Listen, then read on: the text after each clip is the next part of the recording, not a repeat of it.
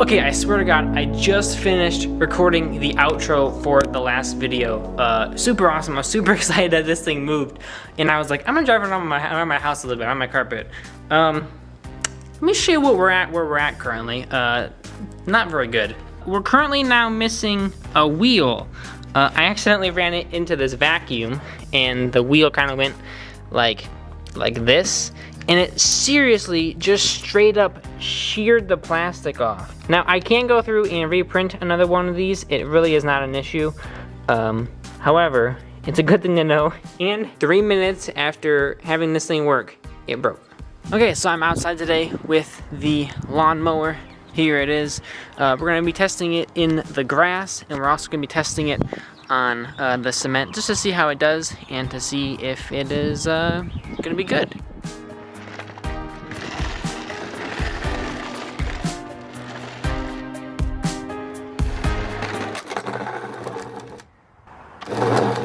Okay, well, the wheel got busted off in the same exact spot as the last one, right along this edge here where the wall starts to go up.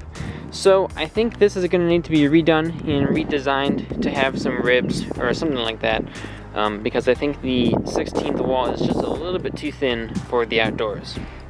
However, it does drive on the cement, which is pretty cool. I'm going to handheld it in the back up so we can see if it drives in the grass, because the front part is really what I'm worried about.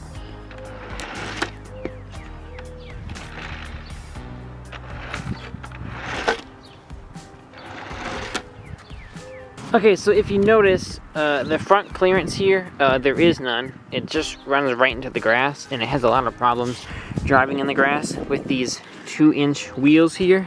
So currently I do have some 8-inch wheels, which will be able to increase the size of these by 2 times, and it should give us enough clearance on the front side to be able to drive over the grass. Because if we essentially double the height, I mean, it should be able to drive over it pretty easily. Okay, so here is our awesome new 8-inch wheel that I catted up.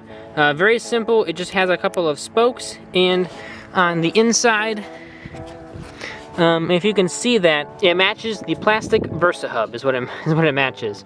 So I have that on both sides, and then we have some 1/4 bolts because it doesn't lock in on the other side, and there's no way for me to put a shaft collar. For the caster wheels, instead of having those really thin supports, I went through and made like a whole block.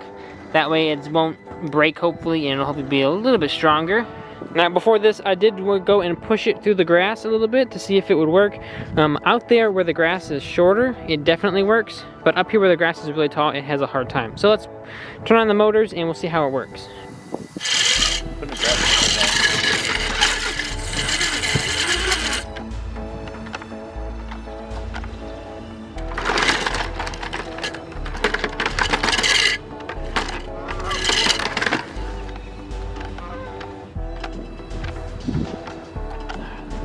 Okay, so we added some grip tape to these, and as you saw, it made the patio better, but it still doesn't quite want to drive in the grass. So I think we're going to go through and increase the power, and we'll see how that does.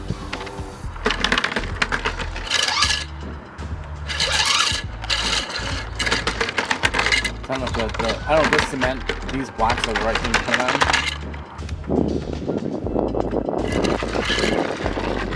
It sure has the problem. I think the problem is the battery isn't. The battery needs to be like on top or like in front. The weight is in like a weird position. Do you think it's a weight distribution? I think it's a weight problem. Right, it goes down here. Yeah, it pulls the weight down off the wheels. Okay, I went to go and try to do the weight test to see if keeping the chassis level would actually help us. However, whenever I was doing it, our battery was really low and like the motors were like locking up. But there still was no traction with the PLA wheels. We tried to use this like spray on rubber stuff that we got from Menards, and honestly the layers are so thin it's like paper and they just peel off like instantly, and it is really not very good. So we're gonna switch back to the 4-inch wheels that I know has good traction and see how those do.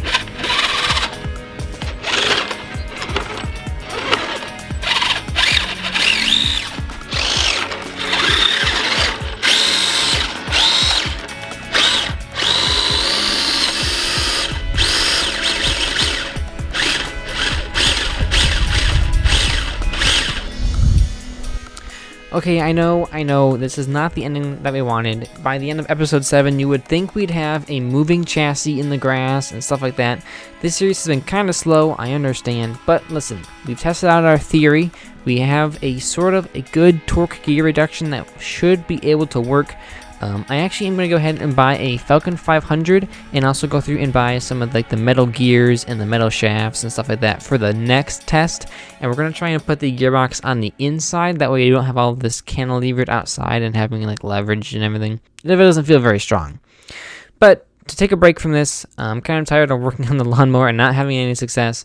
So we're going to go ahead and take a trip to the trimmer CAD. We're going to be making a trimmer 2.0 that'll be kind of a production style trimmer. It'll look like a normal trimmer and it'll hopefully work like a normal trimmer, and it'll be something successful that we can actually use, and it'll be good and stuff like that. So if you are enjoying this super long documentary series about the lawnmower and the trimmer and all this cool stuff, then maybe hit like, and if you want to see more, hit subscribe, but you don't really have to. It's up to you, if you want to. Other than that, have a fantastic day. I will see you next time, hopefully with a working trimmer. We'll see.